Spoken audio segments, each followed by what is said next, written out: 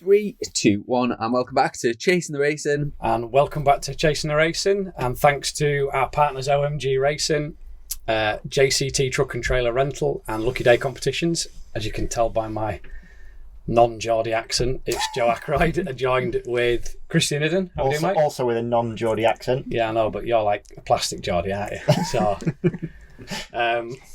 I'll let you introduce the guest and the episode sponsor. Yeah, so today we've got something a little bit different, a little bit of a break from the norm. But we've got the founder of Mental Health Motorbike, Paul, from the other side, and one of the trustees, Mary Lomas.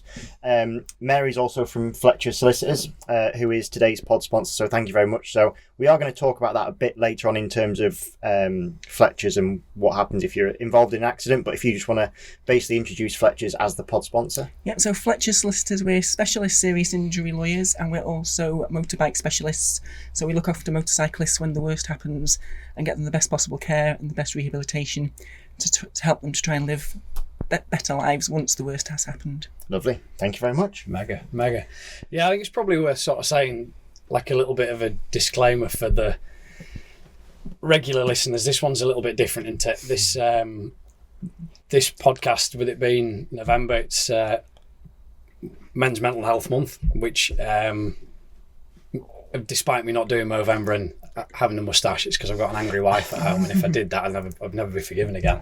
But it's something that I wanted to do, was something around the mental health side of stuff. And the reason that for doing this podcast is to keep Chrissy's memory alive, and I know how much sort of the mental health thing mattered to Chrissy as well. Me and him used to talk quite a lot about it. So this was something that I felt quite passionate about trying to do. So if people are tuning in for the usual crack about racing and what's going on in the racing world, it's probably not for you. It's not for everyone.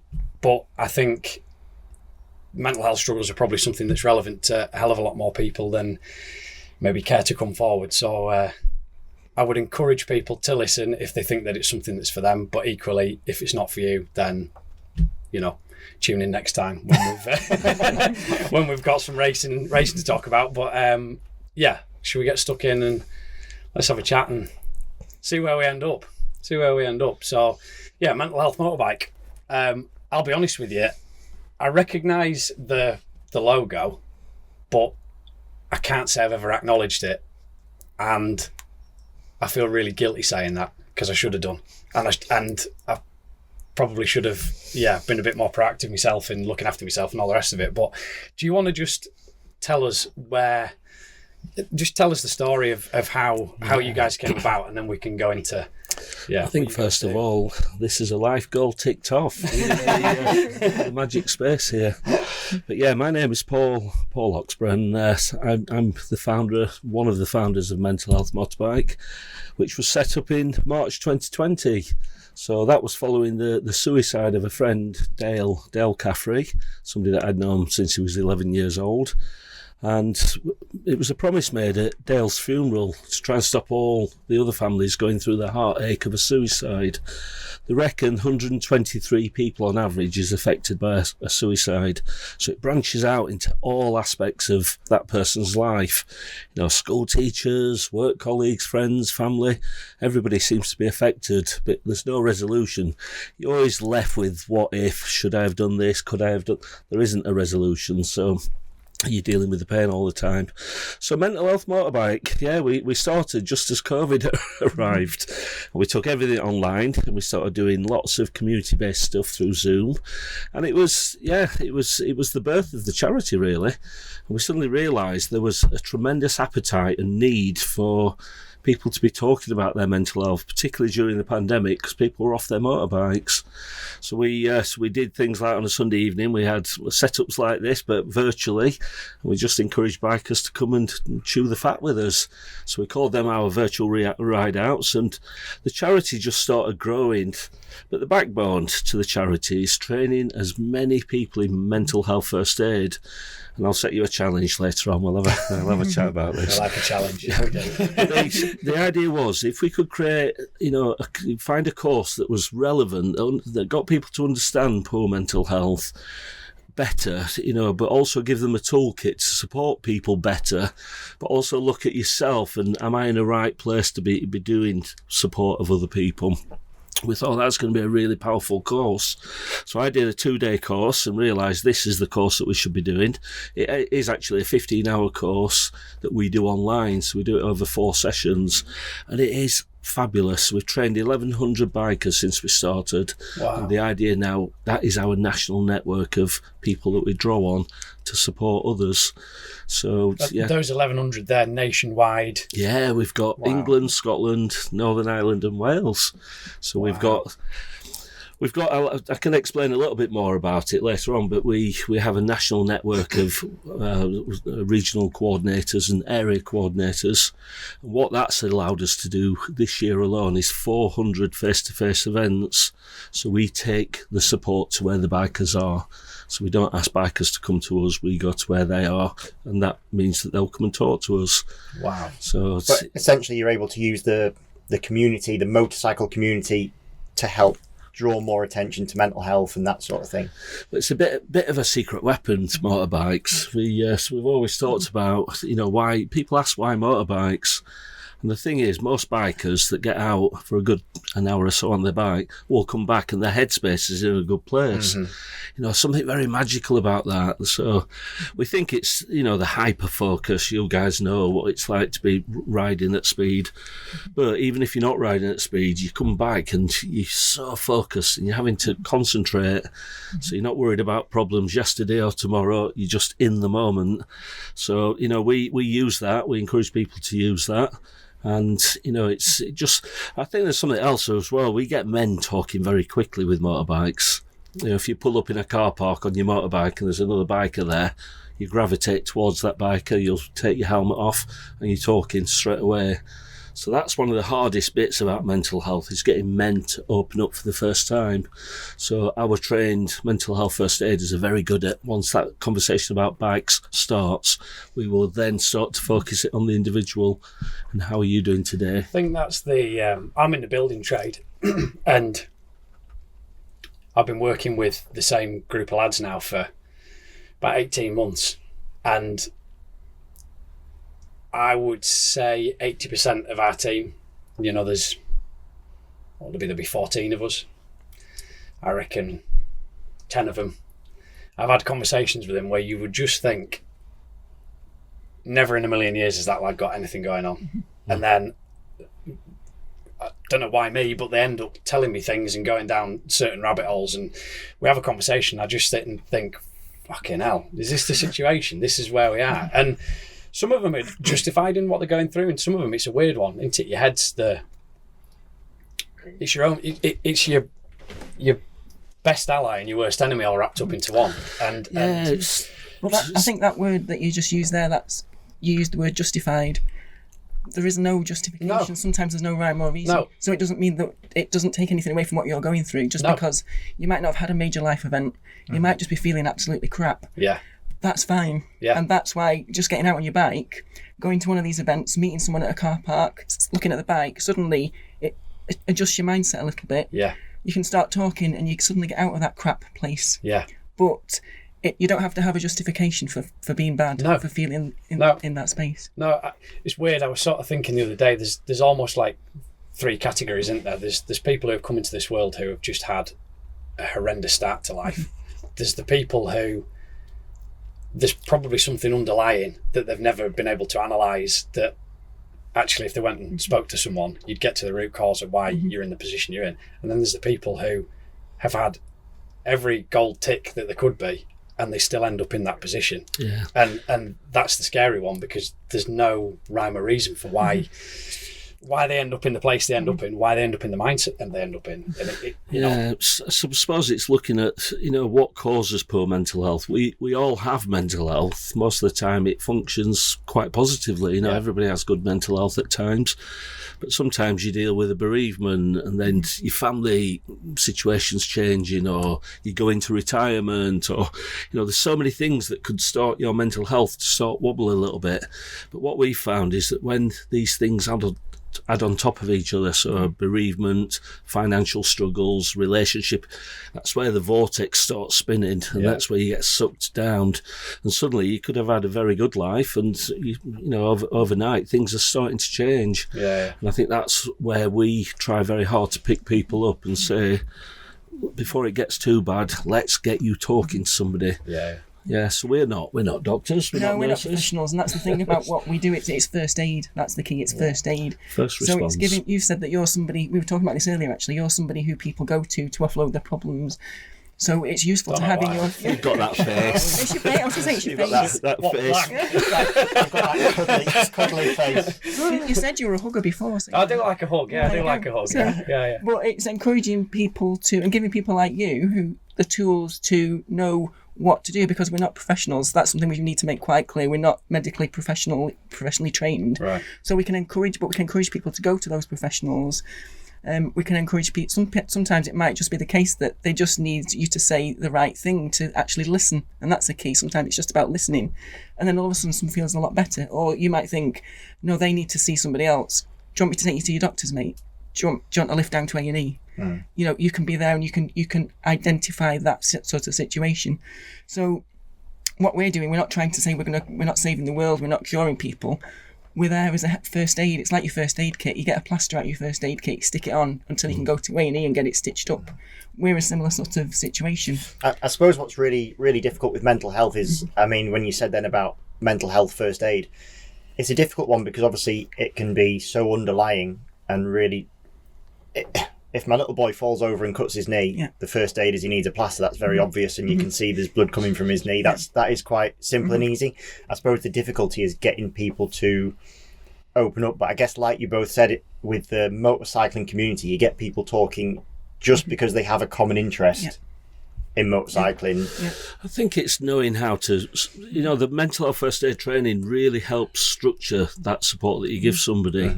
So mental health is very invisible. As you say, a physical injury, you can see that, it's very tangible, whereas mental health is going on, it's invisible. So what you've got to try and do is create a safe space for people to talk, and that's all the charity does. It's creating, but we try to get people to come from an informed perspective. That's why we want all of our people to do the training. But it's very much, it's a case of sitting down and listening and just being compassionate, a little bit empathetic, and trying your very best. Yeah, but also with men especially, they can hide behind the motorbike. So they can turn up to an event, you can be on your racing bike, you can be whatever with your bike, and someone might say, "Oh, you're right, mate. You're not looking at yourself. Are you going out on your bike?" "No, I'm not going out today." You suddenly know there's something wrong with that person. "Oh, what's going on?" You can open up that chat. Men can hide behind the motorbikes, and I've seen it happen at bike shows with the mental health team. You're having a chat about the bike. "Oh, look at that one over there. And that's really nice," as you say about motorbikes. That's a really nice bike. That's a very fast one. And then all of a sudden, that's a very fast one. Well, you've started that chat, you've started that conversation, and then you've got common ground. You feel safe, and then someone might mention something else, and then you suddenly pick up on it. You've got that chain and that trail. And also, because we're doing the events, it's about that continuity as well. So you're seeing the same faces at the same event, so you start to trust people and you start to trust what's happening. And it's very long term. Our relationships with people is very long term. We've got an online peer support group that's been running now 6 years, and people have been on there for 6 years. But what we actively encourage, I think at the moment there's 4,700 bikers on there that are active. We've got a very skilled team of moderators and staff keeping that running safe. And I think for a lot of people, just knowing that space is there, that when they do start to struggle, they can go on that. We always say on that group, you won't be judged, you won't be laughed at, and you won't be ignored. And they are three really important things when it comes to mental health and talking about mental health. It's powerful. That listening thing's a powerful thing. Into I think as blokes, we always want to try and fix things, don't we? We're a nightmare. I've had conversation with my missus, and you're always looking for a solution to the problem. "Oh, well, we need to do this then." Yeah. And that's not what you need to hear sometimes. You just need somebody to sit and nod and listen and look at you and acknowledge that they're hearing what you're saying. And I was just wanting to go back to your point, where you said you see the same faces. Do you find that you've seen those same faces at various events, and then those people have obviously gone, and they've plucked up the courage, maybe the fourth or fifth time, to come forward and say, do you know what, I'm in a bit of shit at the minute, I'm going through it's like at Motorcycle Live the week we had people coming to us who actually needed help there. They needed help there and then. They were breaking down, they needed help there and then. But we also had people who were a little bit quieter, perhaps didn't want to be in the public domain, so they were just picking a little card up, putting it in their pockets, they'll use it later. So that's the thing about the charity as well. The help's how you want it to be. So some people are a bit loud and brash, and some people shout about it. I'm mentally unwell, I've got these problems. They want everybody to know, and that's how they deal with it. Some people don't want that. They want to be quiet and discreet. And again, that's why motorbikes are good, because it can be a solitary hobby, but then also you can be on your own, meet up with someone else, keep it quiet, but still get that help and still get that connection. It's an interesting one. We had a family, so talk about the long-term nature of what we do. We had a mum and a daughter. The daughter, beautiful girl, really, really sort of loved father, but father was really, really poorly. He couldn't turn up and ask for help. So mum had turned up at Ride for Life. This was probably about 18 months ago, and she was saying, can I get some more information about what you do? So we sat down with mum and sort of hatched this plan to get dad a year ago, at last, not this Motorcycle Live, the one before, to bring him down. And we got our welfare van there, which is very similar to this. You can sit in a quiet space and talk. But we managed to get dad in there with mum and daughter, and he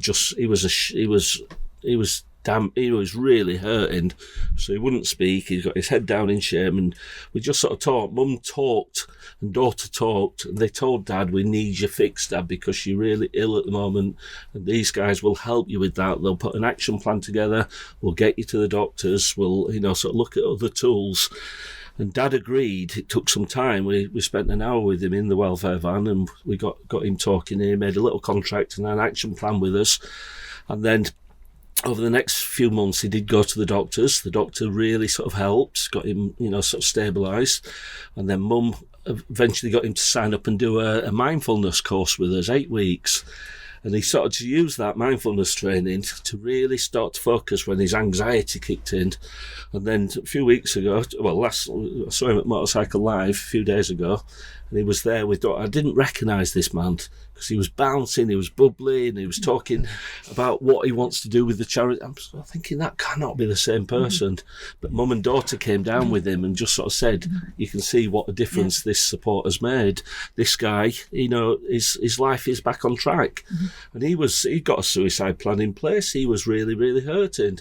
But getting to that doctor was the key thing. Having people that believed him was the key thing. Giving him tools was the key thing. The mindfulness training was brilliant for that person. Yeah, and it's breaking that cycle of thought, breaking that thought that no one cares and no one's really bothered.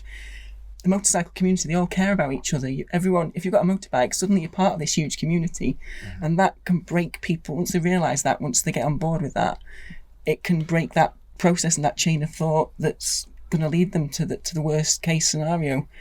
So it's so powerful, and seeing people, you do see people coming back who are changed better. That's really that story you just tell. I know I'm a bit like I'm a bit of a soft bastard at the best of times. And I think, do you know what? I don't know if if that individual going to a GP and trying to go through that process of sorting themselves out, trying to do that through a professional medical facility, I don't believe that that's the answer for everyone. And I think that what you've done there is, first off, outstanding and absolute credit to you. And I think if you've only helped that one person, then the mission that you set out on 6 years ago, there's a big tick there, isn't there? It's achieved, because I think that was probably going to end up. That was going to end up in tears for a lot of people. Yeah, I think just hearing that if people that are listening to this, if they're thinking, I don't want to ring a GP, I don't want to go to a doctor, I don't want to go to a doctor, because that's the other thing. There's a massive stigma attached to it, isn't there? Yeah. And unfortunately, I said to Christian earlier on, I've got an honest streak that gets me in all sorts of bother, so I'll probably open my mouth next and then get absolutely hammered for saying this. But for me, the issue with mental health, and the reason that people from our world don't talk about it, is the stigma that's attached to it.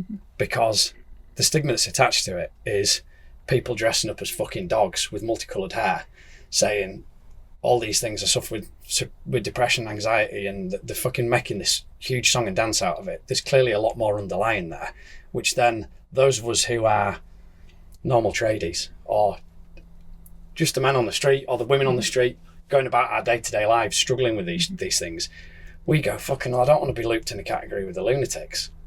So then we'd, certainly from my side of stuff, that's how I feel. And I would think that when I've had the conversation with the lads on the site, they put themselves in that similar category. It's like, I don't categorise myself in the loony bin. Well, that's why the motorbike's so good, because it legitimises what you can hide. You can, like I said before, you can hide behind it. It makes it kind of macho, and it makes it relatable.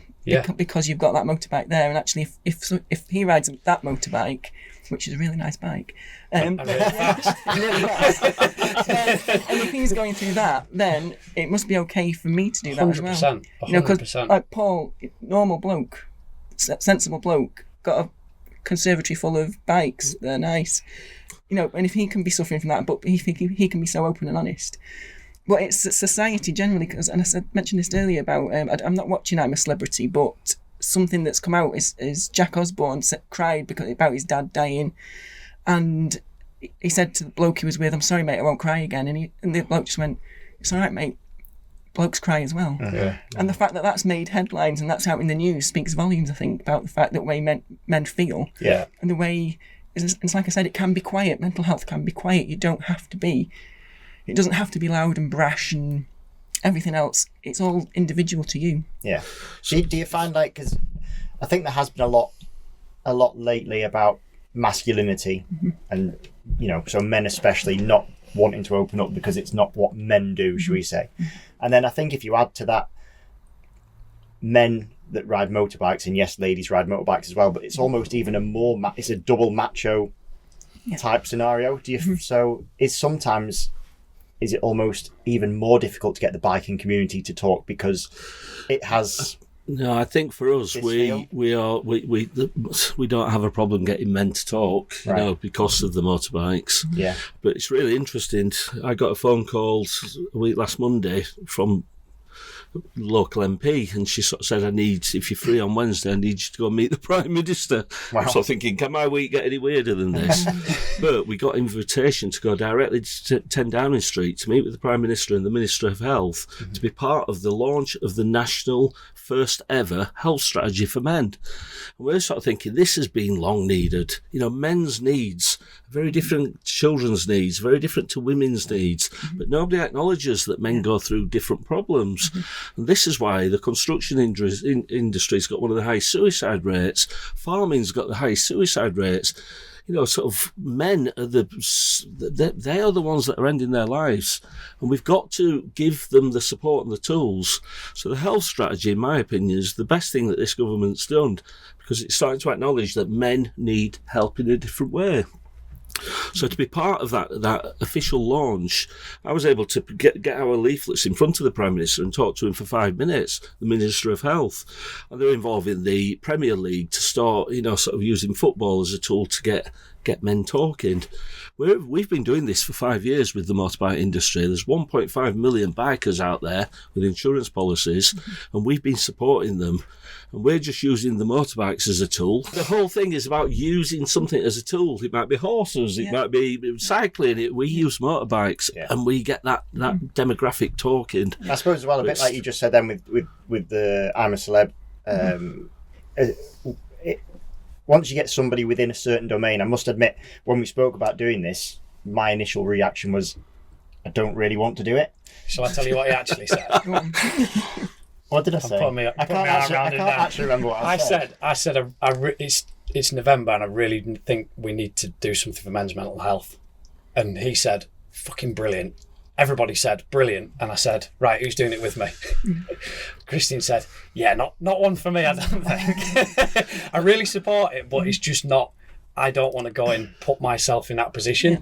And I 100% understand why you don't. And I think the side spin of the motorbike side of stuff is there's a completely different sector, which is the racing side with the racers, which I think what we're talking about, we maybe don't need to sort of disappear down that rabbit hole. It might naturally happen, but that they're even harder to get talking. Yeah. This bloke here, actually, I'm going to sing your praises now. Yeah, which is rare. I was going to say. About 12 months, last 12 months of my life have not been very good. And I reached out to these guys just to apologise, actually, more than anything, just for not really being particularly present, not particularly being involved or active in trying to do a lot, because I had quite a lot going on. Not in a good place at all. And I put some in our group chat just to let them know, because I didn't want them thinking that I was just being rude or ignorant or not interested, because I really was, but I was in that state of mind that we talked about. Within 5 minutes he was on the phone to me, messaging me, and I appreciated it, because there weren't many people that were there, but you did, and more than that, he checked in, which, again, I appreciate that. Well done. And doing that's brave. Yeah. Because you don't know what you're going to be facing. No. And do you know what? If I hadn't said anything, probably nobody would really have known. But yeah, not everybody's going to do that either. Yeah. And that's the scary thing, that sometimes you do go, I think if I let that person know, then we're all right. And maybe there'll be an ear to listen to. Equally, it's for you guys, it's a guaranteed thing. It's a really brave thing to do. I remember waking up July. I woke up one morning and thought, I don't know what I'm doing anymore. I was doing an event, and I sort of thought, I've just fallen out of love with the charity that I've spent 5 years developing and growing into a very successful charity, but I don't know where I am anymore. I just lost my self-confidence, my self-belief. And what I didn't realise at the time was I was dealing with complete burnout. So I spoke to the trustees. They were very, very supportive. They allowed me to take 3 months back and step back. And it's not until you step back and stop that you suddenly realise how burnt out you are. And I realised that if I'd have carried on like that, I would have snapped, big time, and probably been in a much worse state. But just being able to step back, I needed to go to the doctors. I needed to talk to somebody. And that was very, very, it took me 6 weeks to I walked past the doctors in the village 6 times. I couldn't walk through the door. I couldn't get an online appointment. And when I did eventually get into that doctor's, all I did was cry in front of him. And that is a really, really desperate place to be. But the only way you can get better is to go and seek professional help. And the charity was there for me. So as the founder, I never expected to be in that place. I was there to support other people. But for me to acknowledge, I'm now struggling, it's so difficult. And this is where, the racing community must find it so hard, because what tends to happen, as soon as you display your weaknesses, somebody will end up trying to weaponise that against you. Yeah. And we can't allow that to happen, because it means that you're not getting the support. Nobody weaponised it against me because I'm not a racer, I'm not anybody, but what I was able to do was to get some quality support, get a plan in place, get my family to sit down and talk with me, to get trustees to work with me, and I'm on a phase return in now, and I feel a lot better for doing that. I think what's quite incredible about that story there, to be fair, is with everything you've been involved in, your full involvement, even then it took you time to I don't know if the words pluck up the courage or whatever, but to make that step to then go and seek help yourself, even though you knew all the signals and all the everything that people have done the training. Even then, it's not so simple. There was something still that held you back. There's like a brick wall in front of you saying, man up. It's all those words that we say, do not say to people. Never say to somebody, man up, get a grip. But it's that inherent male psyche. I grew up in sort of Sheffield in the 80s, and all the steelworkers were unemployed and the miners were shutting down, and there was a lot of hard men, and they would never show their feelings. They'd just go out on a Friday night, get drunk and have a fight, and that was how they released that pressure. But we can't do that anymore. It's what we've got to do is put mechanisms in place to give people safe spaces to talk. And this is what this charity is about, is looking at what will work for, so we have to think very carefully, what can we do for the racing community community to. And one of the things that we're acknowledging is that the secret weapon with any race paddock is not the riders themselves. They will never reach out. The secret weapon for us is to work with the mums and the wives and the family members that are there on a weekend after weekend supporting. They are the ones that we should be working and giving the skills so that they can help you unpack some of what the pressure you're dealing with. And it's been an ambition of mine for a long time to get in there and do something really meaningful with the wives and the mums and the family members. I think even if you could do something with the teams, because I actually, the wives and the mums is a definite, because that's the bit away from the racetrack. That's the majority of your life. Is you're not with the boys and the team. You know, it's your whole life, but it's actually a small percentage of time that you spend with that group of people.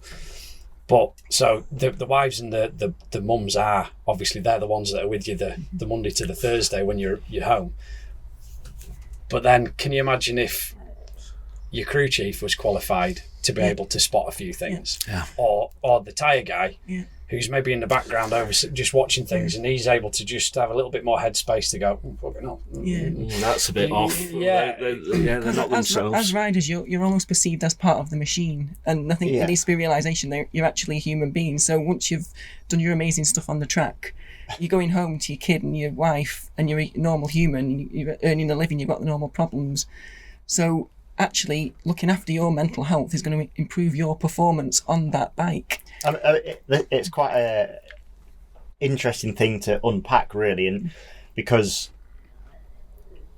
the oldest adage is that a happy rider is a fast rider, and getting into that correct mental space. We talk about mental health as in it that it's black and white, a light switch, that you've got poor mental health, you've got good mental health, but we have days as sports people where you perform well and you feel good and you feel up for it, and it's a sliding scale. It's not necessarily very much black and white. There's a dimmer switch, and people have mental coaches. I've had someone in a team environment before that was actually not employed to be there to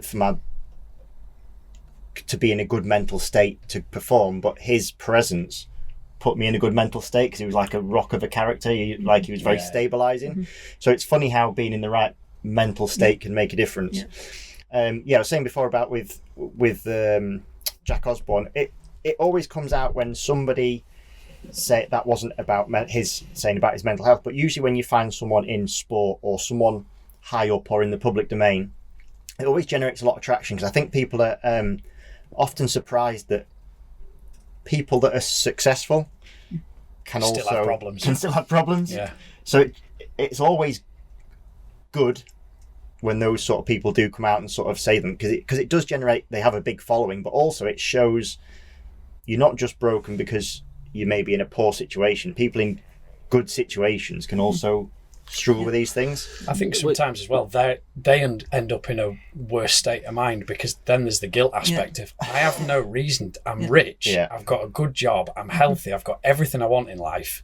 Why am I still sad? How the fuck am I still feeling like this? Why do I still not want to be here? And in a way, I suppose in that respect, there's almost less of an escape, because if you're feeling bad because you're financially really stressed, shall we say, and that's the catalyst, at least you can think, when I get myself out of this financial hole, everything's good. Potentially I'll feel good. Yeah. Whereas if you've ticked all the good boxes and then you still feel difficult, then I suppose it's almost really difficult even more difficult to see a way out, because there's no boxes to tick to make you feel better, and yet you still struggle. Well, this is, I think, when I reached a certain age, and in June, I just sort of thought, I've ticked all the boxes. I've got a family that's, moved on now, I've got grandchildren, and I feel as though I've achieved what I need to achieve, but I just feel horrible. And it's not until you stop, as I said, for me it was burnout, it's complete burnout, but my self-confidence went, and that's a really horrible thing when you suddenly start questioning. You've got that imposter syndrome kicking in. You sort of think I'm successful, I've got a loving family, I've got everything, all the tick boxes are there, I've had a very successful career with my choices of career, but I was really unhappy. And at what stage then? What are your options at that stage? And the only option for me was to find that person that I trust, those friends that I trust, and start to filter that out. Fortunately, they picked up on it straight away, and I started to think I need to stop. So as soon as I stopped, I took some very definitive sort of steps, and I literally switched off for 3 months, and that allowed me to start that recovery process. And I'm sort of thinking now, without that family support, without the friendship, without the charity, you're in a mess, if you haven't got that around you. And that's why, sort of men probably act upon that very quickly. They think, well, that's it now, I'm just going to end my life. So men sort of tend to complete suicide a lot more than women. So we've got to try and sort of put things in place that allow people to come and talk to us. And it's about making help easier to find and easier to get to, because Absolutely. When you're in that situation, you don't want the extra pressure of thinking, oh, I need to get help, and thinking, well, if I go to them, they're going to judge me. If I go to them, they're going to do that. If I go to them, I might get sacked. You need to be able to have an outlet and go to somewhere where you're not going to get judged for getting help, which is why this charity, Mental Health Motorbikes, no one's going to judge you. No one cares. We'll talk to you. We're not bothered if you're winning or losing or racing or pootling along on your scooter, whatever you're doing. We'll talk to you. We'll help you get out of that hole, point you in the right direction, and give you that backup to get to that place, because the last thing you need is that extra bit of pressure thinking, I need to get help, because we don't want you to think it's going to be easier if I go down that route. We want you to go down the route to get help, not down the route to go worse and potentially die. So, that's what we want to do. And we take it to where people are. Motorcycle, I'll tell you another story. Motorcycle Live 5 years ago, we were sort of sat, it was our first show there. We were sort of quite novice at what we was doing. And we got these two little boys turn up, 11 and 13. And they got this guy at the side of them who was Dad. He was a little bit bedraggled and he got a suit on, very smart, but his suit needed, obviously, a cleaned. And they actually said, this is my dad. We've used our pocket money to buy him a ticket to get him here. And he's told us he's going to kill himself. Can you help him? So we thought, whoa, right, okay. So we thought, right. And at this stage, Dad sort of just crumbled, fell into tears. So we sent the boys off around the show. I think we sent some of our team off. And we sat this guy down and we started talking. And every time we thought he was getting his head sorted out, he stood up and burst into tears. You're not ready to go yet. So we literally put an action plan of support in place. And I think that took about an hour and 20 minutes to help him. And we didn't let him leave until we got that plan in place and he'd agreed to a number of things. But he did agree to it, and then we thought we've done as much as we can. He will go away now, and we don't have any control as to whether he ends his life or not. But we thought, those boys, what a courageous thing for them to do. Wow. And then 6 months down the line, we actually saw on our peer support group that he'd actually put a bit of support on for somebody else. We thought, is that the same guy? So we tracked him down and we had a little chat, and he said he'd been on the peer support group for the last 6 months. He'd never posted, and that group had saved his life. It kept him going because he posted, and I think he'd posted in a different name and got support on there. And he sort of said, he's still with us now, 5 years down the line, and he's just got remarried. His life's back on track. His boys are absolutely awesome, and they've kept their dad alive just by buying. And people say, people don't come and ask for support at Motorcycle Live. We are so busy at that show, aren't we, supporting people? Didn't stop. It's just insane how much support we give people. Yeah. And also, it's about that side of it. Well, it's also about people who come to us who want to be able to give support. So the fact that you reached out, that was an amazing thing to do. Sometimes people don't think that they're capable, they don't feel qualified, they don't feel like they couldn't do it. So part of what we do as well is, with the mental health first aid course, is giving people that toolkit so that they can help people if they need the help. They can identify things that are going wrong. They can be there for their mates or strangers who they might see and provide that initial support. So it's about getting help, but it's also about giving help as well. And I think both of those sides really complement each other with this charity. It really balances itself out, doesn't it, with that side of it? Yeah, and just some information about the first aid. It's a £400 course, and people say, I haven't got £400, and we don't expect people to pay that. So what the charity does, we sell a lot of merchandise and we do a lot of fundraising, and all the money that we raise subsidises that, so we can get it down to £50 to do that course. So if someone's listening to this and says, right, I want to become a mental health first and aider. like join the team, basically. First thing I would say is check whether your workplace do the scheme, Mental Health First Aid England or Wales, because they might pay you to do it. If not, sign up through Mental Health Motorbike, £50. If money is a problem, we don't want that to be a barrier, so that you can contact us and we can possibly help with that. But, the reason we charge £50 is that we get more people dropping out on the courses if we give it for free. Yeah, so we try and lock people in. If somebody pays some money, they're locked in a little bit differently. So, And ultimately, you guys are subsidising 350 quid of that as well. So we've got a lot of money to raise, and to it's do a that. qualification that they can use at work. So it is the All England qualification. Right. So they can become their work mental health first aider because of that. Well, I was just going to say to you then, so for argument's sake, I say, right, which I think I'm going to do this anyway. This is part of my challenge to you in a minute. I think I am going to do it because, like I say, these sort of the last 6 months of having chat with these lads on site it has kind of made me realise that it's everywhere. So if I sign up to that, then I'm going to be equipped with tools there where I can be on a building site with a hairy-ass labourer effing and blinding and smoking, chain smoking and all the rest of it. And I can acknowledge if these boys are something's not you quite will right. use it. I can guarantee you will use it at work. You'll use it around this environment. You'll use it possibly maybe with us at some stage. But I mean, there's lots of different ways that you'll use that. It's one of them courses that people say, I'm really glad I did that. Can I tell a story? So this one, I'm going to have to fumble my way, as I do through most things in life. I'm going to have to fumble my way through this story as well, because I don't want to give anything away of the person that told me this, because it's very personal to them. But it was the underlying sort of thing of the story was what makes me feel like I need to sort of say it. I was lucky enough to sit with someone and have a conversation with them.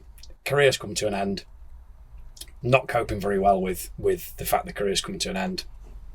The partner's given up because I don't know how to fix this person that I love, that I can see is absolutely imploding on themselves.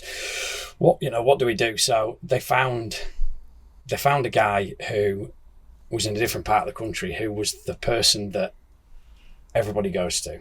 This person is I'm even trying not to put genders in it to try and keep them keep this person completely anonymous. But yeah, this therapist is the person that you need to go and see. It's going to be quite an expensive investment, but it's definitely the person you need to go and see.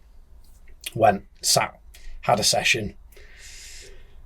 After an hour and a half of this session, came away and thought, right, okay, well, that was helpful, and there's a reason that this person is as much money as what they are, because already we've started to make sense of quite a few things.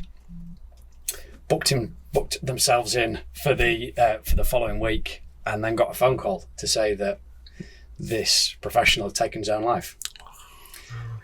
And the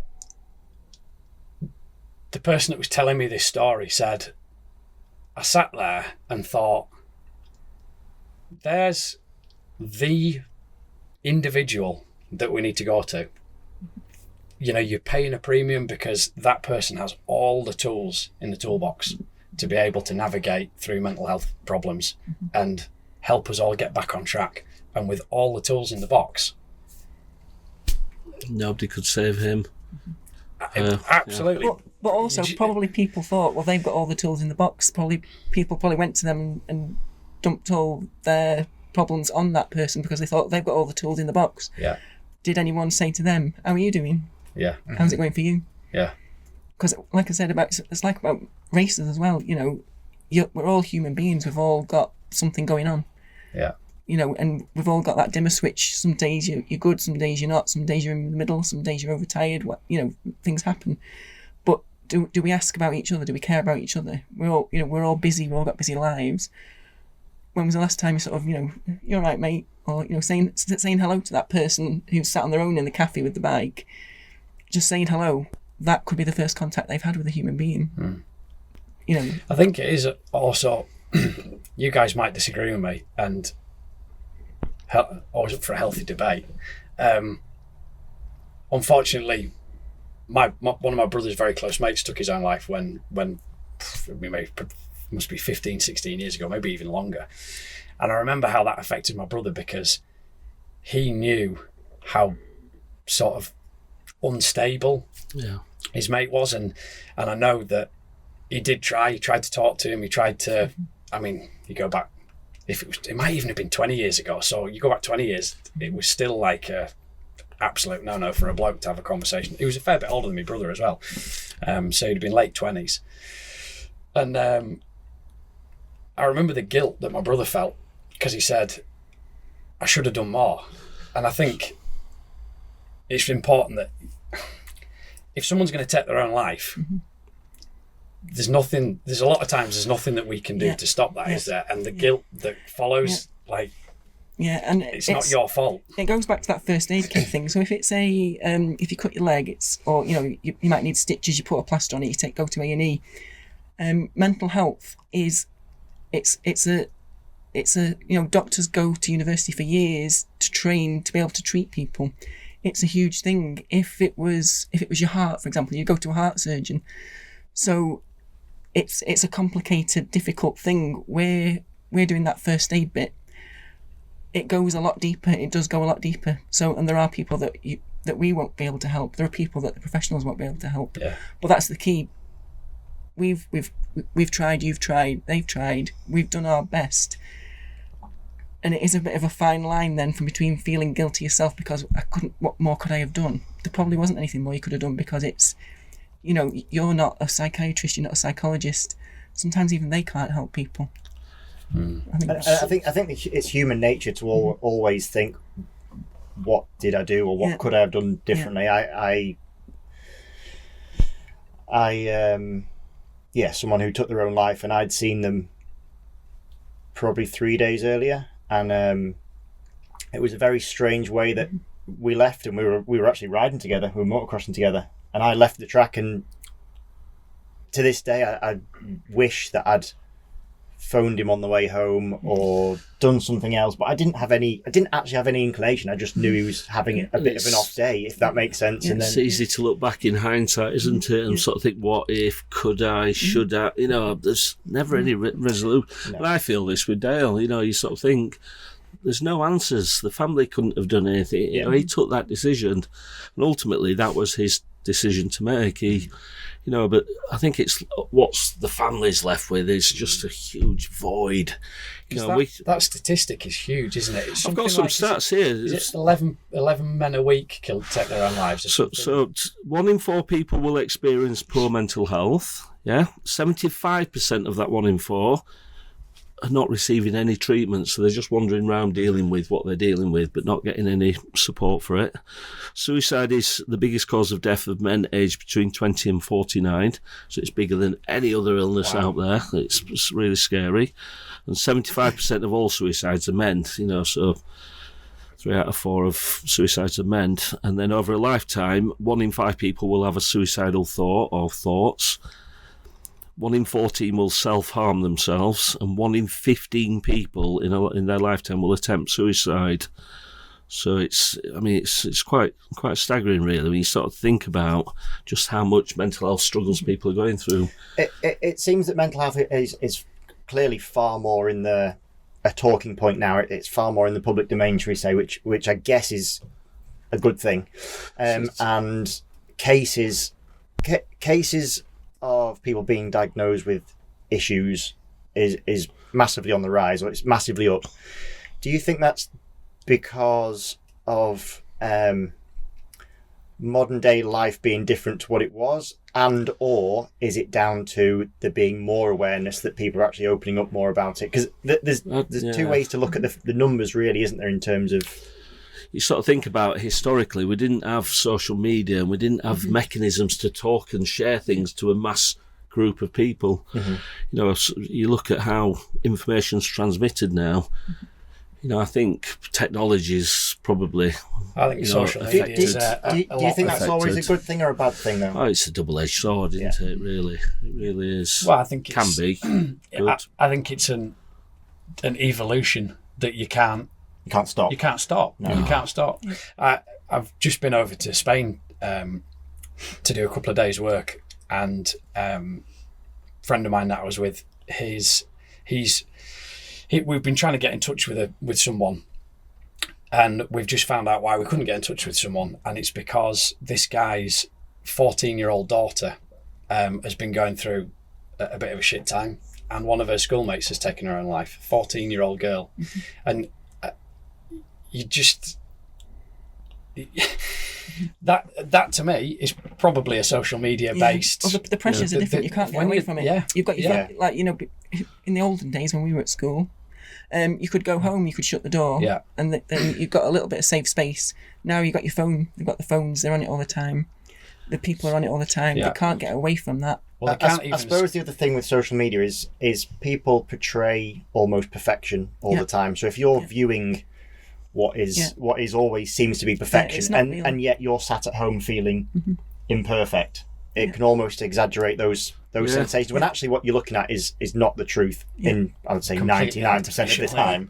It's what you want to it's what you want to put up, isn't it, and show to the world. You always want to show that you're having a brilliant life, and then if you're feeling down, like I said, and you're viewing those things, I think it has been like you say, it's double-edged. It's a way of reaching out to people and having a community of friends, but also it's on the other, it's on a screen. It's not going out and seeing your mates, which I guess where doing ride outs or going to events, that is where you're seeing people face to face, and you're having that actual interaction with people and a common interest, a common theme. I read a statistic a couple of weeks ago. I think it's one of the Eastern European countries. They've massively reduced their suicide rates because they've changed the policy of the way that they deal with mental health. And they've started to encourage more community rather than just saying, oh, you know, go to your doctor, get pills, whatever, which is, you know, some people need that. But they've started encouraging community, more community-based things, that social interaction, that sense of belonging and community, and that's reduced. I can't remember the stats off the top of my head. A dramatic reduction in the suicide rates because of this shift in sort of medication and it's not isolation, but you know, but it is isolation. People don't talk to their neighbours anymore, do they? Exactly. You know, not just in a motorcycle community aspect that we're talking about here. That sense of community, full stop, isn't there anymore, is it? Yeah, I've just moved house, and with the exception of one neighbour, don't know they are. Nobody else has wanted to. You know, you're lucky if you get like a side eye as they drive past. Like, I don't know. I mean, we're making the place a shithole, we're renovating it, but you know, we're not bad neighbours. I don't know, maybe we are, but that sense of community just isn't there anymore, is it? So, and that's why this charity of these bloody things. Yeah, exactly. That's right. Because they don't need to. And that's why this is a refreshing. This is a charity that's having so much impact, and why it's so refreshing, because it is about community. The basis of it is the motorbike community, and that's why it's having such a dramatic impact on it. We talk about the 5 ways to wellbeing a lot within our charity, and that's about, you know, giving something back, like voluntary. You know, we talk about, you know, making people the centre of your lives, you know, being in the here and now, doing some exercise, physical exercise. So we always try to get our community to take on a local project, a little volunteering project. And I was sort of thinking, you know, I started litter picking around here because we've got loads of nature trails around here, but they were a mess. So I thought, as part of my charity contribution, I'm going to just litter pick these nature trails. I've been doing that for about 5 years now, and it's looking really nice. But it's allowed me to reconnect with my local community and neighbours and dog walkers, and people get to know you. And I was sort of thinking, that's all done voluntary. I'm not getting paid for that, but I get so much back as a result. You know, it's that enrichment, you know, just by giving something back as a volunteer, you can get a lot of enrichment. So I think that's part of the therapy, you know, sort of when people are, you know, just give something back to somebody else. Those random acts of kindness, just do something, because you will feel better afterwards. That brought a smile to that person's face. I bought him a McDonald's this morning. That was my random. Did he smile? Did you get a big smile? The only way to check if you feel really good about it is to buy me another one. No, you can buy me one on the way out. When the McFlurry arrives, you know you've scored. Yeah, brilliant. But I suppose as well, you know, a charity like ours doesn't exist unless we get the support of people around. And I know just how much the motorcycle industry's got behind us. I think that's been really good. Yeah. Sort of people, the industry is a very slow burn. To make change happen within an industry, it just takes forever.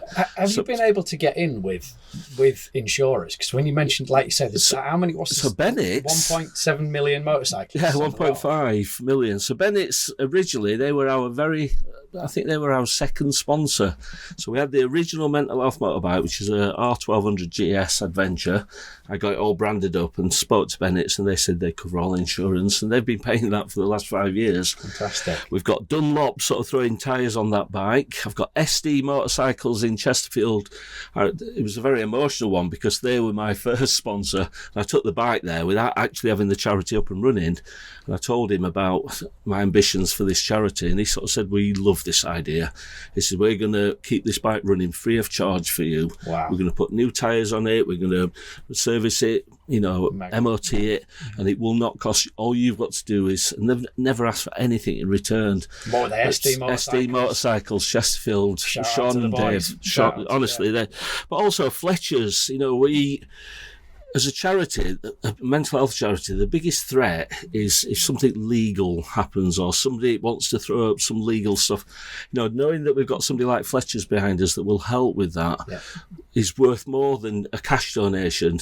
But also Fletcher's have given us a cash donation and gazebos. We'll take that one as well. Yeah, so I mean, having partners like that, Norton, for example, we've worked very closely with Norton. We put I think 15 of their workforce at the factory we put through mental health first aid training.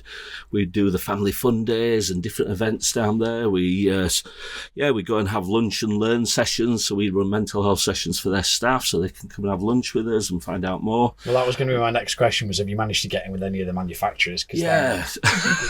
We've got a lot of interest from the industry. But I think the biggest one that we've had is the Motorcycle Industry Association, obviously running Motorcycle Live. They've been supporting us from very early stages, so they give us the free space at Motorcycle Live. They give us the passes to get our volunteers working at that event. We get the welfare van in there, and I think having the relationship with such a prestigious organisation is really, really important. The thing is, this is something that doesn't discriminate, isn't it? It affects everybody, no matter who you are, no matter what you are, no matter what you identify as, no matter what's in your bank balance, what colour you are, where you're from. Everybody So this industry is made up of human beings, and it's something that can affect any human being. So does, I think it speaks volumes that you're filling. I can't say you're filled, because you are filling that gap, aren't you? And it's never going to be an overnight thing. Hopefully we're able tip to of the help iceberg you. we're touching at the moment. If we can reach out to, I said when we first spoke to Mary, if doing this, there's one person that listens that goes, oh shit, I didn't know about them, and actually I think I'd rather a conversation with those guys, like-minded people, rather than necessarily going straight down the I can't get a GP appointment. If it gives one person the confidence to reach out to somebody to help, ask them for help. It's been worth doing this. Then it's It really has. I'm It's really it's good to hear that as well, that people are coming to you at Motorcycle Live, that people have got just wouldn't the confidence imagine it, to would you? No, it's not an environment where you... I got a couple of people in the welfare van. It was last year's show because I did a little bit more support using the welfare van, and it was really interesting because one guy was his anxiety was all over the place. He was so triggered, and I sort of said, what silly question, but why are you here? He says, my mum and dad have known that I've really been struggling and my mental health's all over the place. He says, and they thought it would be good to get me a ticket to get me out of the house. Mm-hmm. And this is my idea of hell, being in this noise. And load of people. But they don't know what to do, But we sat and we talked, and we got we get these welfare vans given by National Highways and Costain Construction. They're very similar to this. They're a little meeting room that you can sit in, and they're soundproofed, and they're really nice. So I was just sat in there, and it really helped him with his decompression to sit down and just somewhere quiet, because you open the door and suddenly this massive volume hits you from the show, and it is. I mean, this year's been so busy, hasn't it? Yeah.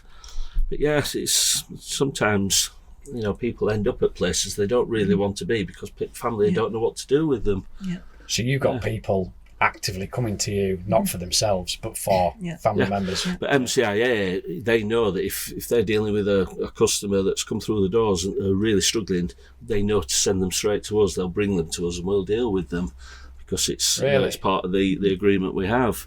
We will look after anybody dealing with anxiety or sort of being overwhelmed, so that you don't have to deal with it, and that's why they appreciate us being there. So is the process really, not to simplify, but is it that simple that just get in touch with you guys and then you'll sort of give them the framework, the tools to sort of... We will try very hard. And there are lots of different ways that you can get support. So as I said, some people, you can come to us at an event and there'll be a mental health first aider there to talk to you and help you and guide you to whatever level you need. Some people don't want that. They don't want to be seen to be getting help. So they'll take a card, join our online peer support group. It's a Facebook group. If you do join that, there are a series, I have to say this, there are a series of questions. Make sure you answer all the questions or you don't get admitted. And then Anne has to email. How hard are the questions? No, I managed to answer them. Fail. That's what I was worried about. It's very easy. I hope it's not adding up. Or spelling. There's no adding or spelling. It's all very simple. But it's just one of those Facebook admin jobbies. So you can go on that group, or you can email us. We can get someone to give you a call. We can get someone to call you and have a chat with you. Or, people meet up, don't they? We've got the hubs, for example, at Motorcycle Museum. National Motorcycle Museum entered into a partnership with us, and that's a really strategic one for us. So they actually put a lot of their strategic team through the training, and the idea was that anybody attending the museum can actually get mental health first aid support. But what we then do, we call it a wellbeing hub. So once a month we have a concentration of mental health first aiders meet at the museum with the museum staff. Anybody in the cafe that needs any help can see mental health first aider, and they can come and get help. It's very discreet. They can just sit over a cup of tea, have a chat, and we'll start that process of putting some support in place. So those strategic partnerships are really big with the cafes and things. So we will be expanding that. The first one was up at Milnthorpe. It's the Oasis Wildlife. And there's a big Harley Davidson meet there on a Tuesday night. And they decided they wanted a wellbeing hub. So our Lancashire regional coordinator set that up. So that's a really busy night. But it's all based around a wildlife park and zoo. And it's just an amazing place, but we do a lot of support. And when you think of the average Harley rider, if you think of a profile of your average Harley rider, they're not someone that you think is going to be... coming to you, but you guys are busy there as well. Always get people coming for a chat, and a lot of people just knowing that we're there on that Tuesday night if they need to. I mean, Darley Moor. I was one of the events I did over at Darley Moor. That was really interesting. One lad came and he sort of started telling me about the loss of his wife and that, and how bad the doctors had been. And literally, the doctor was timing him. He says, "You've got 10 minutes," and they ended up kicking him out in tears. And he said, "I just didn't know what to do after that." And I said, "Well, first of all, you should log a complaint against that doctor because it's atrocious." But we sat for talking for about 45 minutes, and now he's coming on a regular basis back to that bike meet at Darley Moor, and he'll just come for a catch up. And he was sort of saying this is giving him more support than anybody within the NHS. And that's not me knocking the NHS. They've got a very difficult job to do, but sometimes it's not up to standard for certain people. So, we work in partnership with the NHS, but sometimes we have to hold them to account. I think as well, it's really difficult if somebody's had such a negative experience, then they don't want to revisit that. They just think if that's the care and that's what I'm going to be tracked with, they don't even the courage it's taken to pluck up to even make that phone call and have that first appointment. If that's the outcome of it, they're so deflated that they're not going to have another go, are they? Yeah. So for you guys, you do have to fill that void, because who else is going to do it? Yeah. And even if you go to the doctors, you might be waiting for 2 years for counselling, 6 sessions of counselling. Very often our online peer support group is been the bit that's kept them going for that 2 years. And what is that online peer support? How does that work then? Is it a forum, or is it chats, or it's text based, so people can go on there. They can actually sort of at any time, 24 hours a day, they can post on there that I'm not coping. They can put down, and our our moderator team, there's 13 people there and they're monitoring every post. We get keyword alerts if anything breaking the rules comes up. We don't allow people to talk about medication and dosages, but you can go on there in a safe environment and you won't be judged, you won't be laughed at, you won't be ignored.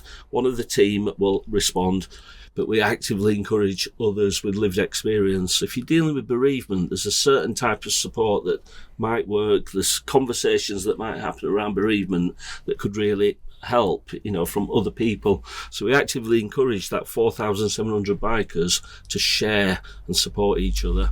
And it is amazing how... I was going to say that sharing is such an important thing, isn't it? Because even if you don't think you know someone who's had troubles, even if you're completely oblivious, that I can almost guarantee that you'll know somebody that's been through a hard time or something like that. So it's amazing how I would say people can give their own experience without necessarily saying this is my experience, but sort of lend that. And sometimes it's one word or one sentence or just reaching out. And I do think that in life it gets very busy. I'm terrible for not chatting to I haven't got many friends, but two, not actually messaging them, just because life gets busy. You're busy, then you got the little one to look after, and then it's night time, and then you roll on, I'll message them tomorrow, and then you're so wrapped up in your own life sometimes that you kind of forget even the people that are quite close to you. It can be a long time before you even speak to someone. Even family members, I go a long time without speaking to, even let's say my mum or dad, just because I've got super busy. And then you're like, maybe a month's passed and you're like, I haven't even spoke to my parents. Where has that time gone? This year's flown by. Then you live with that guilt as well, don't you? A friend of mine, he passed away 2 weeks ago, really, really suddenly. Steve-O, who loved the podcast, lived in Australia, came over for the TT, followed MotoGP, did Indonesia, then back to Australia, then Malaysia, then came home. Sadly, got poorly really, really quickly, and passed away within sort of 3 days of going into hospital. That was it. And then you sit and then you think, fuck, I missed that call from him a couple of weeks ago, and I never got him rang back. All right, it wasn't a mental health related thing, but I still feel bad that I missed that phone call off him. I didn't get him called back.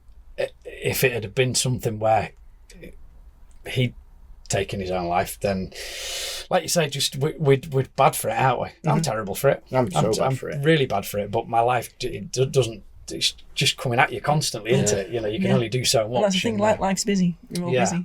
But then it's important then that people, if they don't feel like the mates are there, it's not that they're not there. It's not that people don't give a shit about you. It's they're just busy. They're all trapped in their life. If you guys have got a place where people can go and they can go, I think as well the fact that they can do it either anonymously or under another name.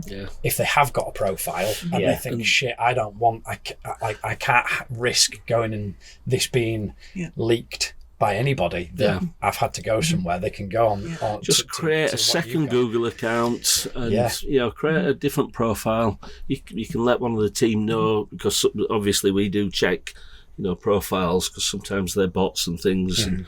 But if you wanted, any high profile person, I would encourage them to set a separate profile up. But let your wife or your missus know that you've got a second email. Not want that causing any problems. But link it to your Tinder account. But yes, obviously that could affect your mental health.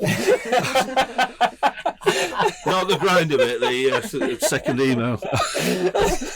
Or the grind of it. We've had it's not a question, but just a really nice message off of one of our patrons, Mark Betts. Just said, my wife always comments that she loves the fact that when we're out on the bike, she sees more men talking to each other than she sees in any other situation, which I guess is that spirit, that community, that common denominator.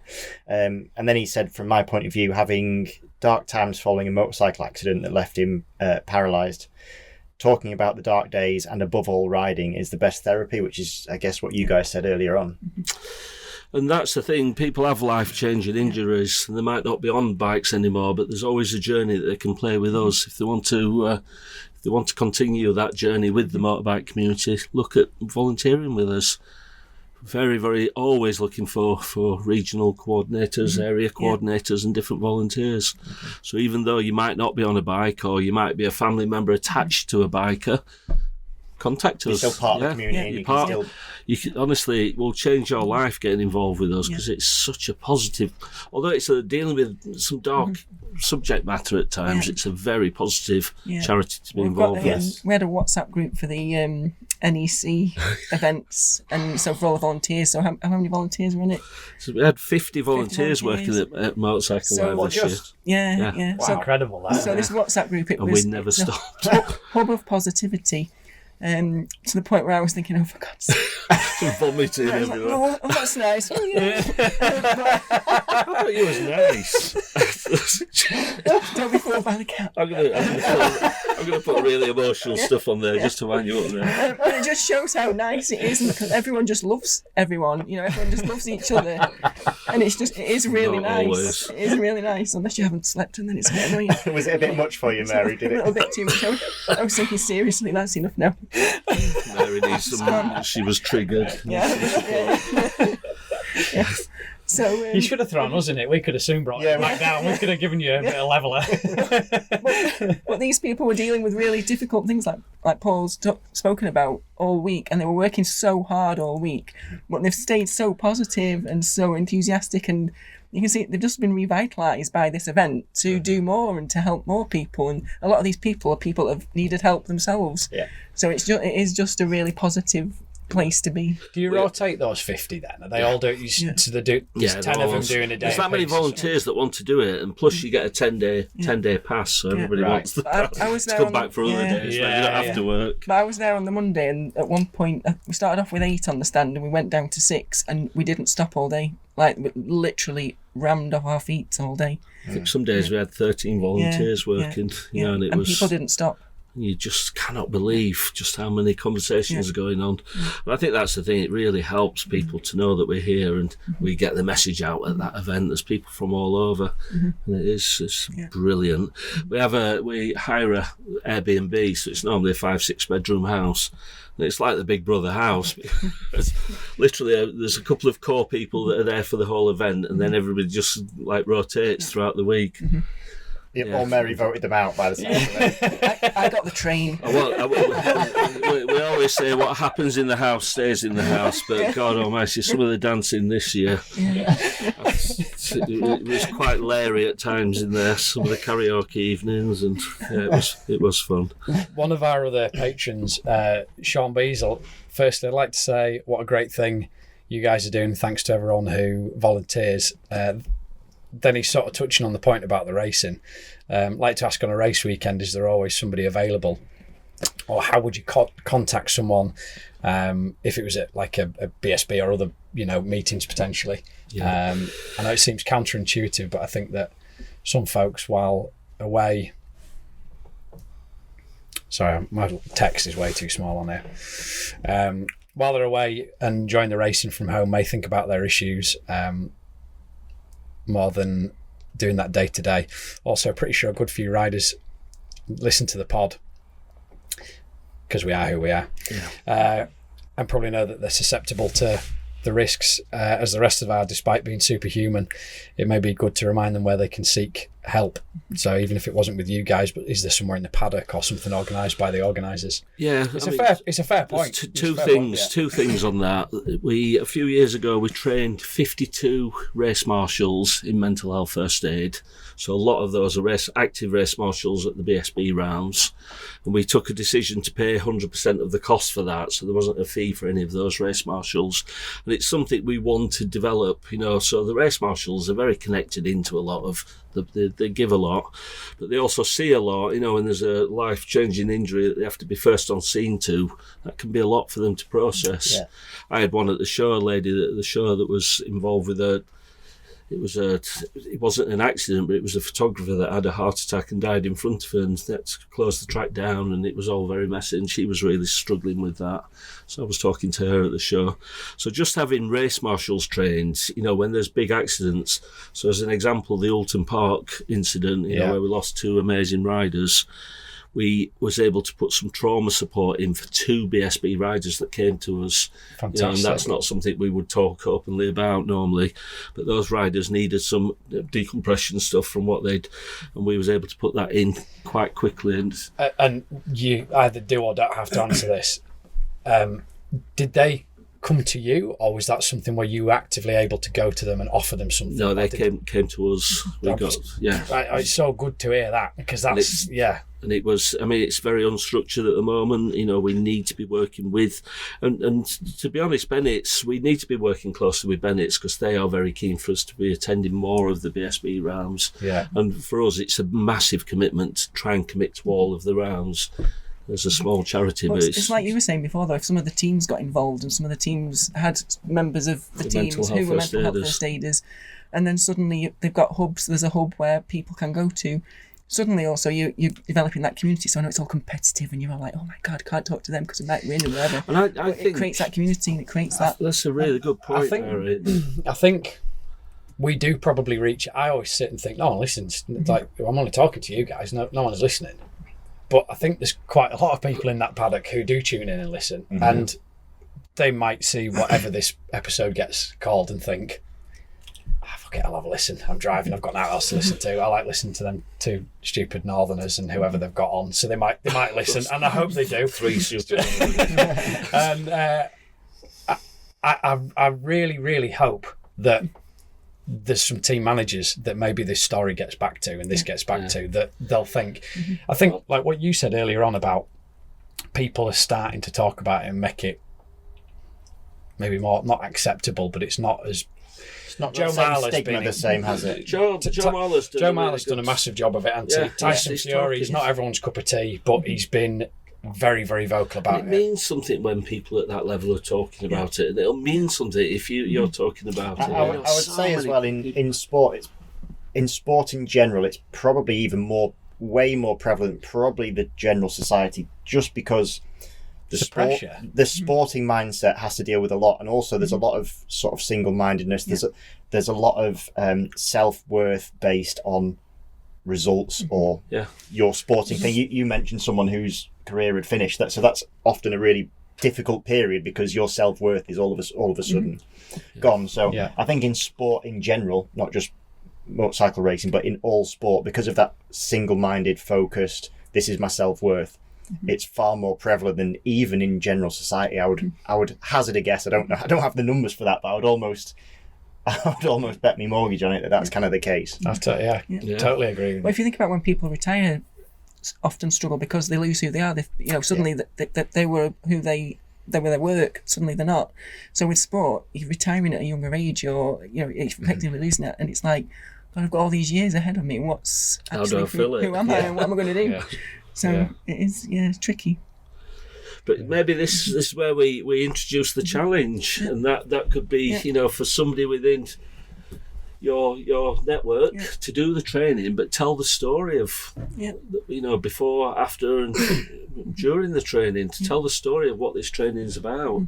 Because I'm almost convinced you'll do it and think, this has really helped me, now help others. And I'm sort of thinking, if we can get you to sign up, I'll shake your hand now. I'll do it 100%. Gracie will for it. Absolutely. 100%. And that's the thing, I think there's a story in that training because it's accessible enough to really help you, but the toolkit as well is a good one. And then it also looks at, am I in the right place to be looking after other people right now? Because if you're not, you don't do it, and that's, you pass it on to somebody else.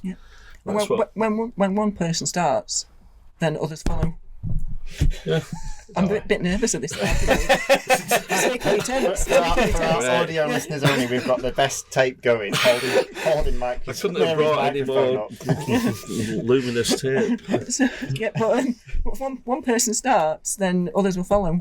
And some people, it takes one person to have that courage to say, I'll do it, and then other people say, if he's doing it, it must be okay, I'll have a crack then. Well, I'm a thick bastard, so if I can do it, I know I'll be able to do it. You will Honestly, do it. Dumb as a box of rocks, so but I'm, like I said at the beginning of all this, it's something that I've spent a lot of time talking about with Chrissy before my involvement in the podcast, and I'm blessed that we have a platform where we can reach other people and people who I'm probably not going to meet most people, you know. And if we can help anyone, one person, jobs are good. And you know, it's sort of, I feel like I'm doing a bit of a service for Chrissy as well. So, Yeah. you know, And that's a nice for me to feel thing like to I do. can do something. So yeah, I'm keen, 100%. And I think one of the things is that we don't expect you to come and do anything with the charity. You know, what we do when we train somebody in mental health first aid, we offer them a 1 hour, it's normally about 45 minutes Zoom session where you find out more about the charity. Yeah. So you do the training, that's nothing to do, you know, we put our trainers in and you deliver that, and we do talk a little bit about the charity, but we then invite you to come and find out more, and that's where we recruit people as volunteers. Okay. So not all 1,100 people that we've trained are active with the charity, but they're using that experience to help others. That'd be really cool on like a catch-up pod to hear how you've got on, and you know how. Well, maybe we get a few of the people, listeners, to sign up as well. Yeah. Can I do a shout? Can I do a shout where how to do that? Yeah, no, definitely. So it literally is, go to the website www.mhmotorbike.com/MHFA, and that'll tell you when the courses are and how to sign up. And if anybody wants any more information, just email us info@mhmotorbike.com. Perfect. I think Grace will put the links in there. Is it the bio that you kids say? Is that what you say? It's link in the bio or the description. Sorry, I knew I'd get it wrong. The link too old for Click that. the link So below. is that a follow-up then? We'll get a few people trained up, and then you can tell us how you found the training and whether you've actually used it or And not. do you find that your volunteers, they can be, once they've done this course, can they be as involved or not involved as they want to be? You know, so it's not like they're going to feel like, oh, if I do this course with these guys and they pay No, there's no tie-in. We do not tie anybody in. Right. And even if people do want to volunteer, then they're then not expected to be out every week helping. Yeah. If they want to do one event a year and volunteer, they can do one event a year. You know, it's all and any time, any help's brilliant.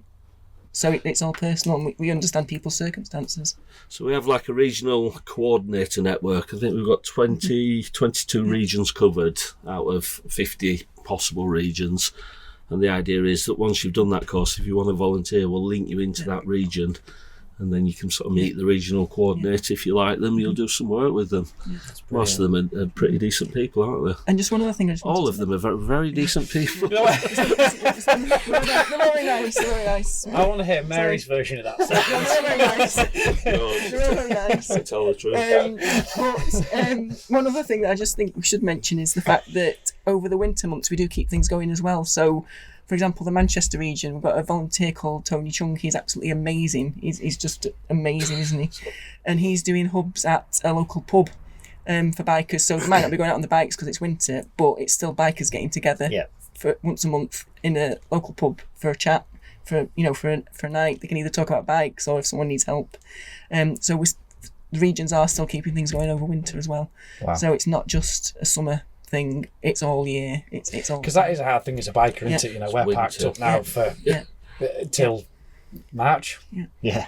unless we get to Spain. Lucky enough to go to Spain and do a little bit. We're packed up now for 6 months, aren't we? And it's Do you need any mental health support? People to come with you. We'll volunteer now. Imagine they'd be fighting each other for that one. No, like this has been really quite eye-opening. It's been, I know we said at the beginning it's something quite different to what we normally do, but I think it's been fantastic. And I'd like you say, if just one person listening, because we have a lot of listeners, don't we, Grace? So if just one person listening, if it resonates with them, and all the links will be in the description to get in touch should you need to. But I would say the main take is if you're feeling not quite yourself, just to reach out to literally anyone that you can to start with, and if not, then obviously these guys are there to support and help. Find that person that you trust and tell them you're not 100%. Just say, I might need a bit of help, so I'm not brilliant. And I think that's the hardest bit to do, is actually saying those few words, I'm not doing very well. And don't give up on trying to get help. Like you said, if your mate's got a busy life and they're not necessarily getting back to you, find an alternative, find us. Don't give up on trying to find help. There is help out there. And it's worth mentioning the Hub of Hope, which is an app. So what you can do is if you need help, just put your postcode in there. If it's bereavement or depression, you can select all the different categories, do a search, and it will list all of the support services in your locality. Oh, wow. And it's a really good one. It's an award-winning app. We do work with the Hub of Hope because we use it so much. But it's really worth just hubofhope.com, I think it is. But you can just literally specify your postcode and it will find all those support services nearby. It's I didn't know fabulous. about that one either. No, That's It's really good. mega. And Stay Alive, there's another app, Stay Alive. So, just Google Stay Alive app and that is just incredible. Yeah, so two apps that you can put on your phone, and if you start to struggle, then you've obviously got Mental Health Motorbike and Samaritans, a few other support charities. That's But do mega. not struggle. Use your phone to do something good with it and get some help. Yeah, definitely. I think my own personal advice after the last 12 months is it does get better. You don't necessarily have to do anything different. It does get better. It will pass, and that's a famous saying Yeah. within medical. But it's it hard will to pass. think it when When you're in it, it's not. Yeah. when I, I think texted when you a when year ago that you didn't matter what you said to me. It wasn't getting any better. But what did you say to me? Above, above every cloud is sunshine. yeah. Yeah. And it's right. true. She'll be throwing up in a minute. But it's right. It is right, and it will get easier. It will get easier. Well, no, because I know from times where true, when you're so in the fog, in the clouds, in the fog, you don't ever see a way out, and then all of a sudden there's some ray of sunshine. Then before you know it, and it's not before you know it, because I know sometimes these things can go on for a very long time. However, all of a sudden at the flick of a switch, almost there is a ray of light, and then the sky turns blue again for whatever reason, that whatever that catalyst might be. Because you don't always know the catalyst that started it off to start with, to be fair, but it can come good again just as quickly as it kind of went bad. But it's nursing you through that difficult time, because if you choose the wrong option, the worst case scenario option, that is a forever that's a forever thing. Whereas you never know what's on the other side if you do make it through the fog. And every mental health struggle is an internal struggle that an individual.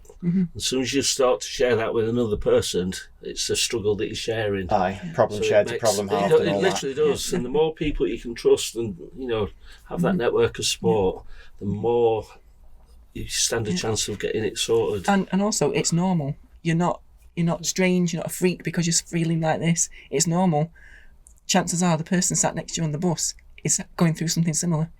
So it's normal, and don't be ashamed of it. I think that's the thing.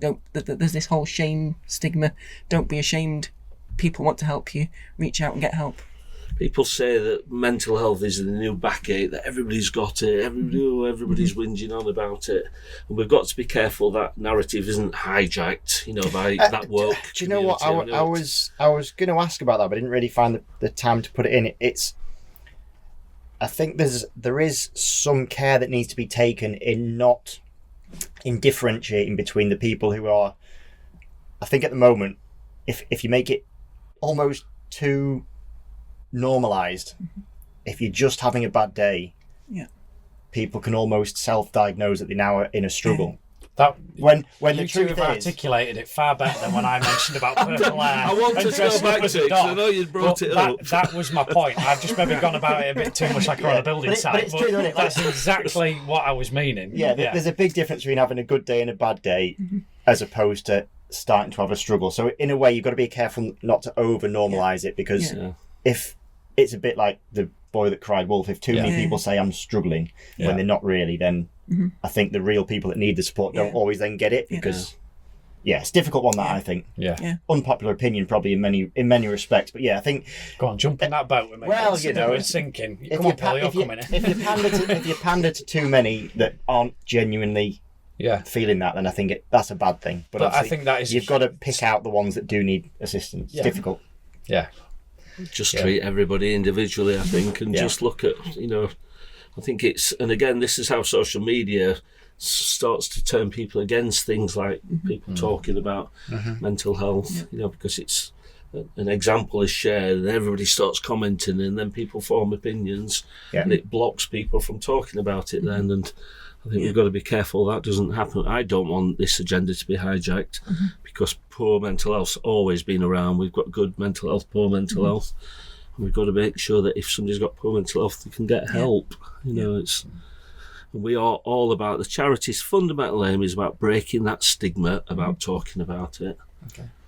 Well, thank you very much, guys. I think you've articulated the whole cause perfectly well, and I do hopefully now think that people at least have a place to go to should they be feeling. No, I'm really, really grateful. I'm over the moon that we've been able to get this done and get you guys in here and go through this, because it's absolutely fantastic. Yeah. Before we do wrap up on that side, I know you've done lots of shouts. Is there anything that we've missed in terms of you've done your hubs and your apps and things like that? Have we covered everything so people have got all the information? I'd honestly like to say a big thank you to our team that just give so much constantly. The trustees, the volunteers, the regional area coordinators, they are working flat out. We've got people, doing mental health first aid support for the training. There's so many people out there that give so much, but they get something back. But at the same time, it's always nice to say thank you. Yeah.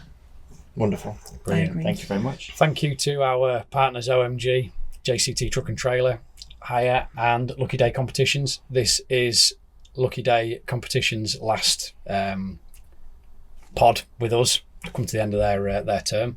JCT Truck and Trailer Rental have signed up for another 12 months, so thank you for staying with us for another year. But there is board space coming up. There will be board space, available. Get a bit of a sales pitch in there. And thank you very much to Fletcher's for sponsoring this episode. It's much appreciated. Yeah, we're gonna sort of move on a little bit. So thank you very much to Fletcher's solicitors. We're going to talk a little bit of a short segment, but basically, if you do have an accident and you need some support, some assistance, Mary, obviously this is your involvement. So I don't know if you can just talk us through what's out there should you require some legal assistance. Yeah. So if the worst happens, if you're involved in an incident, if you come off your motorbike, it's not your fault or it's partly not your fault, then you do need to get help. You need to seek legal advice. You can use the solicitors your insurers tell you to use, but we would always say try and use a motorbike specialist. But more importantly, use a serious injury specialist. So if you come off your motorcyclist, by nature you're a vulnerable road user. You're going to come off worse. Your injuries are probably going to be serious. At Fletcher's, we are serious injury lawyers. So I'm in what's called serious injury law. We deal with claims above a certain value, multi-million-pound claims, spinal injuries, brain injuries, etc. The reason why it's so important to get proper advice is because you need that rehabilitation. You need someone who's going to step in straight away and not just think. You're not just thinking about pounds straight away. You're thinking about rehab. You're thinking about care. You're thinking about support for your family. You're thinking about trying to get that physiotherapy, that specialist neuro rehabilitation that's going to help you get back to the best position that you can be. Quite often you're not going to get back to who you were before, but you can at least get back to some good quality of life. With amputees getting back on bikes, spinal injuries, experiencing that bike again. So it's all so important to think about the representation that you get in those sorts of situations. And also thinking about, following on from the podcast about mental health, quite often at the mental health injury, so PTSD, for example, can be as debilitating as a physical injury. Sometimes if someone's sustained a mild brain injury, for example, it might be difficult to know when that's recovered and what's PTSD and what's the brain injury, because the physical symptoms and the ongoing problems can be as debilitating. So at Fletcher's, we've got a team of massively experienced lawyers, some really high-profile lawyers, whose focus is to ensure that we're getting the funding to get that rehabilitation. One, it means better outcomes for you. It means better outcomes for your client, for your family. But also it means that in the future, you've got a pot of cash that's going to help you with that future rehabilitation that you need, that lifelong care that you're going to need. We all know the NHS. We've just discussed about the NHS. They're in a state. If we can assist by making sure that the state isn't experiencing that burden, if the insurance companies are funding that, then that's what we try and set up. So we make sure that clients are looked after in the future, that they can have a quality of life, and that the outcome is the best that can be achieved for them. Also, you need to be thinking about, everybody wants to blame a biker. So immediately, the exhaust was loud, they must be going too fast. You shouldn't have been filtering. All nonsense arguments that unless you've got a motorbike specialist, you're going to fall foul of it, and you need someone to fight that. Example, I had a client a few years ago. He was going too fast, but defendant pulled out. We argued for an extra so it was a split liability situation. We argued for an extra 1.5% in the liability split. And when it's a claim that's worth £2 million, that 1.5% is a huge amount of money. And that helps his rehabilitation into the future. So sometimes it's quite a small, subtle thing, but you need a lawyer who's going to spot that and think about that. So that's why we'd always say use a motorbike specialist. Obviously, we'd say use Fletcher's because we have got an amazing team, and we've also got we have actually got a specific rehab team. So in that interim period where you come to us and you can't get funding, we've actually got a team who will help you get physiotherapy. They'll help you with benefits. We've got counselling that become sessions of counselling that are provided free of charge that aren't necessarily included in the claim. It's just that we stand that so that we can help these clients on that journey to that point where we get them the best rehabilitation that we can. Fantastic. That's amazing. Yeah. And yeah, shows the, like you said, that interim period between the actual, I guess, end result, and that's often as well, I guess, the time when people probably need the most or a lot more assistance anyway. So yeah, no, definitely. And it can be the most frightening time. Your life suddenly changed. You need help. You need that care. You need that help to know where to go to for help, and you need some hope. You need to be given some sort of hope. But also the biggest gains can be made in those initial periods of time. So if you've got someone with a serious brain injury, then that immediate help, that immediate care, that's when that rehabilitation can really make a difference to your future. So it can be life-changing getting the right care at the right time. Yeah, that's brilliant. And thank you very much to Fletcher's for solicitors for sponsoring this episode. You've been sponsors, my personal sponsors, for a number of years. As Mary said, there are other solicitors available. There's not many that are motorcycle specific or specialists. And obviously what Mary couldn't say then is they're all useless compared to Fletcher's anyway. So but yeah, thank you very much. I will remain silent on that point.